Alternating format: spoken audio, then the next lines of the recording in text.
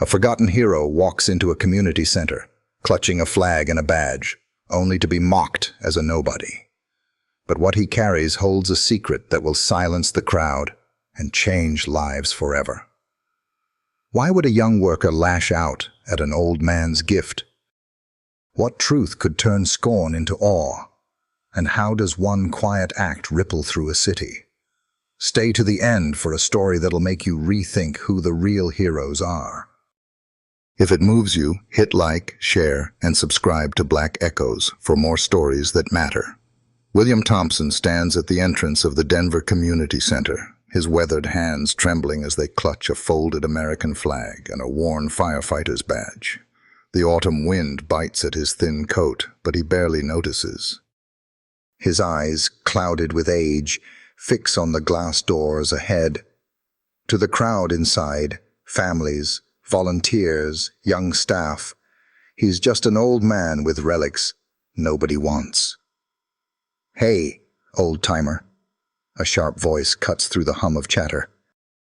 It's Jake, a young worker, his name tag glinting under the fluorescent lights. "We don't take junk here. Take your scraps somewhere else." The room ripples with stifled laughs. A woman whispers, "Probably senile." Bill's voice, soft and unsteady, barely rises above the noise. "I just wanted to leave these in the right hands before I'm gone." Jake snorts, crossing his arms. "Gone? Good. Save us the trouble." The crowd shifts uncomfortably, some smirking, others looking away. Bill's shoulders sag, the flag pressed tighter to his chest, as if it could shield him from the sting of their words. He turns to leave, each step heavy with a lifetime of unspoken sacrifice. William Thompson wakes before dawn, as he has for decades, not because he must, but because the body remembers what the mind tries to forget. His bare feet touch the cold wooden floor of his small Denver home, a modest place bought in '89 with savings from his years as a firefighter. The walls are sparse, holding only a faded photo of Ellen, his wife, gone 5 years now, and a simple cross she hung long ago. In the kitchen, a single mug waits on the counter, stained by time and countless mornings alone. Bill pours his coffee, the steam rising like memories he keeps buried. He dresses slowly, slipping on the same coat Ellen gave him in '96. In its left pocket, he carries the firefighter's badge, its edges worn smooth by his touch. It's a quiet ritual, this morning routine. But today, something stirs in Bill. A restlessness, a need to act before time runs out. He sits at the table, staring at the photo of Ellen, her smile a silent encouragement. The badge weighs heavy in his hand, a relic of a day in 2001 when he faced hell and walked away with lives not his own.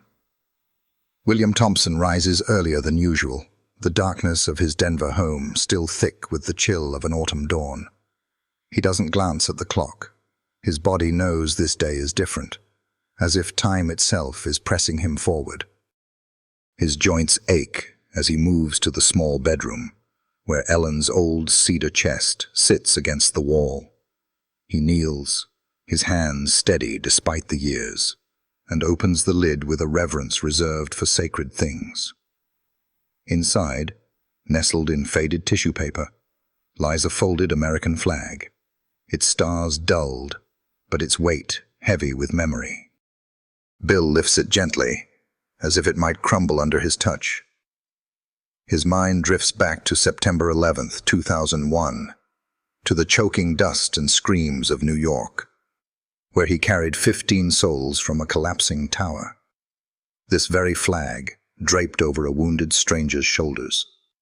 He sits on the bed's edge, the flag in his lap, and reaches for his coat. The firefighter's badge is there, as always, its surface scarred from that day of fire and ruin. Bill's fingers trace its edges, his breath uneven. Breakfast is forgotten. The toast sits untouched. His eyes lock on the flag, and a quiet resolve settles in his chest. Today, he will ensure its place among those who should remember. William Thompson stands at the Denver Community Center's counter, the folded American flag pressed against his chest, the firefighter's badge burning in his coat pocket. The room hums with restless chatter. Families waiting for a community event, volunteers shuffling papers. Jake, the young worker, leans forward, his name tag catching the harsh fluorescent light. "Look, old man," he sneers, voice loud enough to draw eyes.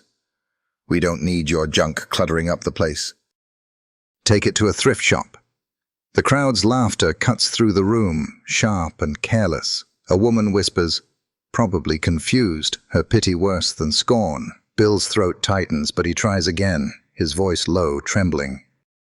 "These aren't junk. They're from 9/11. I just want them kept safe for the kids to know what happened." Jake rolls his eyes, crossing his arms.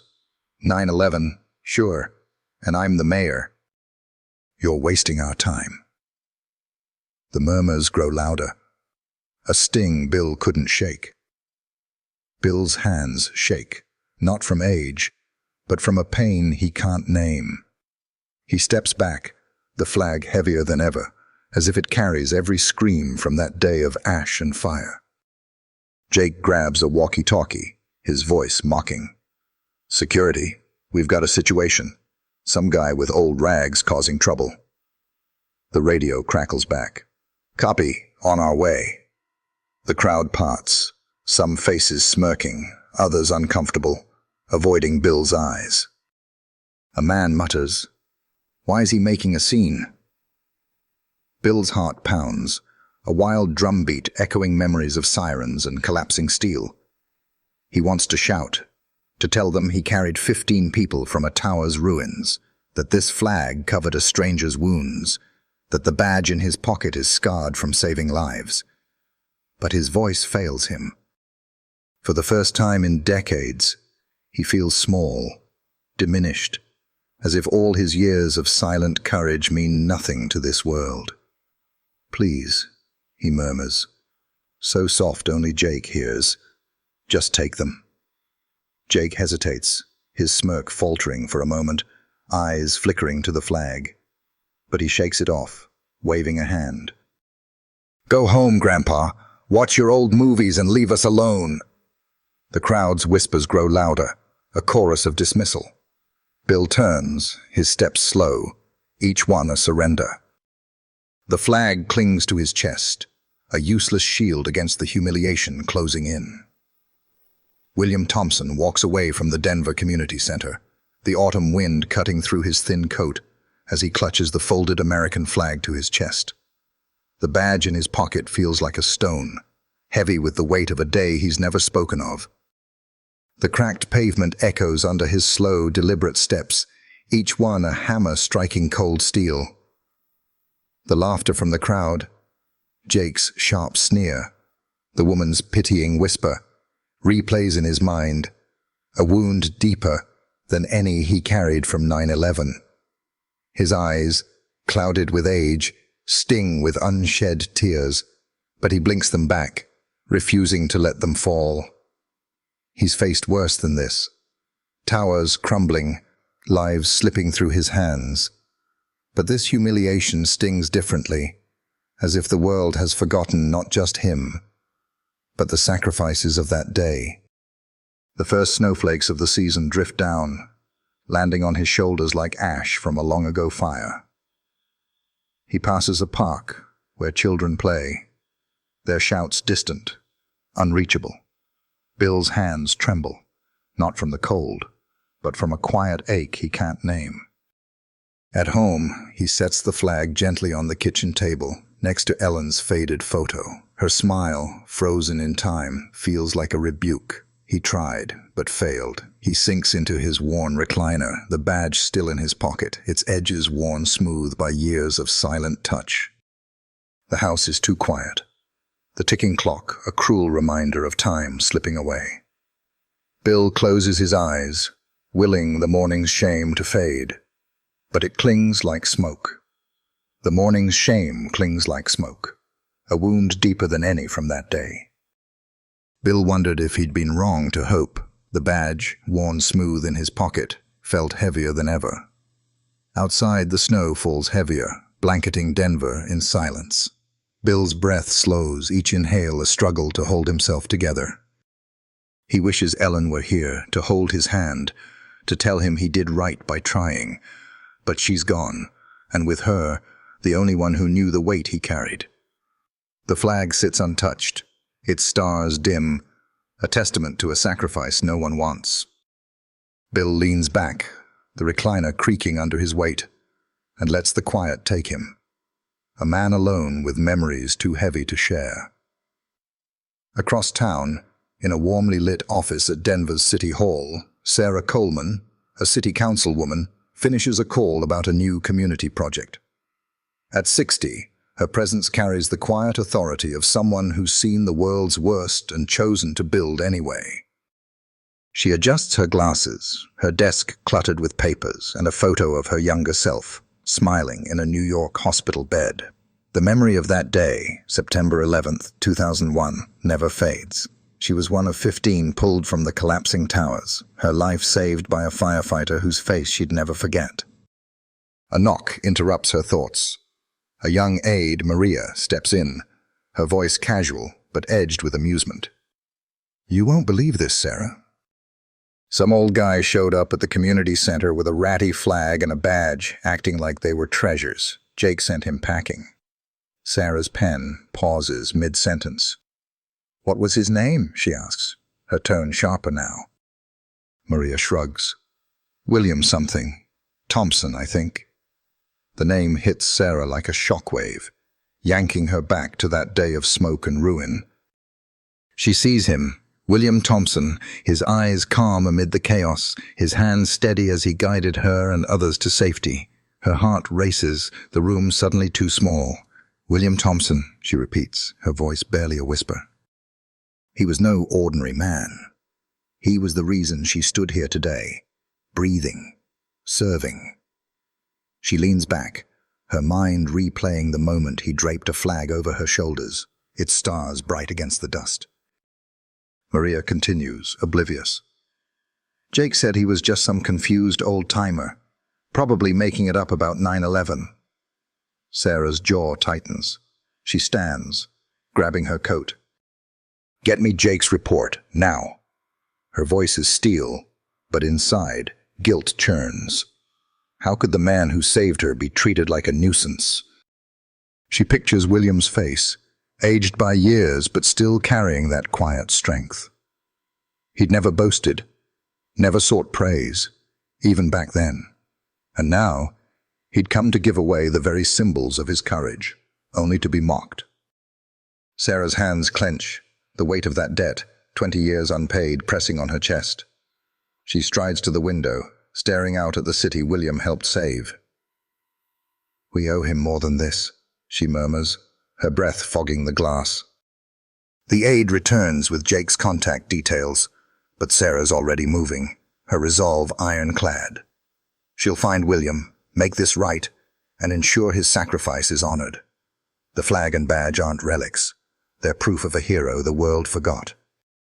The late afternoon sun casts a red glow over Denver's quiet suburbs as Sarah Coleman's city SUV pulls up to William Thompson's modest home. Bill, still shaken from the morning's humiliation, shuffles to the door at the sound of a firm knock, his hands unsteady. He opens it to find Sarah, her face lined with age but unmistakable, her eyes carrying the weight of a shared past. Behind her stands Jake, the young worker from the community center, his head bowed, hands fidgeting with his cap. Bill's breath catches, recognition dawning. "Sarah?" he whispers, voice rough with disbelief. She nods, her smile soft but heavy with emotion. "It's been too long, Bill." Her words are a bridge across 20 years, back to the ash and chaos of 9/11, when Bill's steady hands pulled her from the rubble. She steps forward, her voice low. "I heard what happened today. I'm so sorry." Bill shakes his head, his eyes dropping to the floor. "It's nothing. I just thought, the flag, the badge, they should mean something." Sarah's jaw tightens, her gaze flickering to Jake, who shifts uncomfortably. "They do mean something," she says, her tone firm. "And we failed you." Jake clears his throat, his voice barely above a murmur. "Mr. Thompson, I was wrong. I didn't know who you were." His eyes, red-rimmed, betray a deeper pain. "My dad was a firefighter too. Lost him that day. Seeing your badge, it hit me hard. I shouldn't have taken it out on you." Bill studies the young man, seeing not malice, but a wound still raw. He nods slowly, his voice gentle. "We all carry something, son." Sarah places a hand on Bill's arm. "I want to make this right. Come to the community center next week. Let us honor you, Bill, the way you deserve." Bill hesitates, the weight of the morning still heavy. But Sarah's eyes, those same eyes he saw in that hospital bed years ago, hold a promise he can't refuse. "Not for me," he says finally. "For the ones who didn't make it." Sarah nods, understanding the man who never sought glory. "For them," she agrees. As they leave, Jake lingers, his voice breaking. "I'll be there, sir, to make it right." Bill watches them go, the flag and badge still on his table, their meaning stirring again in his chest. For the first time in years, he feels a flicker of hope, a sense that his silent scars might find a voice. The snow begins to fall outside, soft and forgiving, as Bill closes the door, his heart a little less heavy. The Denver Community Center glows under a canopy of lights, its stage draped in red, white, and blue as the crowd gathers for the annual community tribute. William Thompson steps forward, his old suit pressed but worn, the folded American flag cradled in his arms, the firefighter's badge glinting in his pocket. His steps are slow, deliberate, each one a quiet defiance of the humiliation he faced days ago. Sarah Coleman stands at the podium, her voice steady but thick with emotion. "Tonight, we honor a man who saved 15 lives on September 11th, 2001. A man who asked for nothing in return." The crowd, families, veterans, city workers, falls silent, eyes fixed on Bill. Sarah recounts that day, her words painting the chaos of falling towers, the courage of a firefighter who carried strangers to safety. Bill's face remains still, but his hands tighten around the flag, memories of smoke and screams flooding back.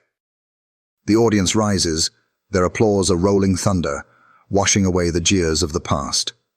Sarah gestures to Bill, who approaches the podium, his voice low but clear. "This flag, this badge, they're not mine. They belong to those who didn't come home." He hands the flag to Sarah, who accepts it with a reverence that silences the room. Jake, seated in the front row, his uniform crisp, watches with eyes that shimmer, his earlier scorn replaced by awe. The crowd claps again, louder now, but Bill shakes his head, stepping back. "Please, just remember them," he says softly, refusing the plaque Sarah offers. "Just remember them." His words hang in the air, a testament to a man who carries his heroism in scars, not medals. The audience stands once more, their ovation a tide of respect, not for glory, but for sacrifice. Bill looks out, seeing not just faces, but the lives he touched, the ones he couldn't save. For the first time in years, he feels unburdened, as if the flag has found its place. Sarah raises the flag high, her voice breaking.